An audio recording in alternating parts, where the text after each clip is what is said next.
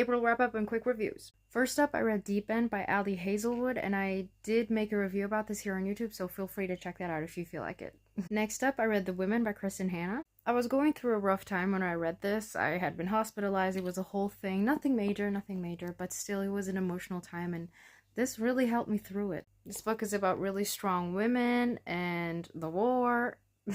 So if you're into that kind of stuff, if you're into stories about strong women, what women have gone through in history, especially back in the day during war times, specifically in this case, the Vietnam War, if you're into that kind of stuff, I highly recommend it.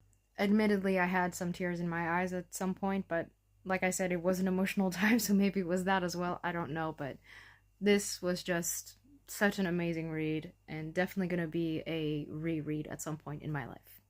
Next up, I read The Housemaid by Frida McFadden. I am currently filming a video where I read the entire series, so if you're interested, stay tuned. It was fun, it was entertaining, not my favorite by Frida McFadden, and definitely not the best thing I've ever read.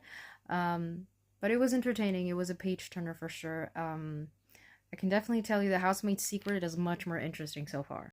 Finally, I read Watch Me by Tahra Mafi. This is the new book in the new Shatter Me series. I don't really know what to say. I enjoyed it for sure. Maybe I'm biased because the Shatter Me series has a really special place in my heart, but I thought it was great. And really, what I found so great about this book really was the ending. Because throughout the whole thing, nothing super major revolutionary happens. There are no like super crazy plot twists.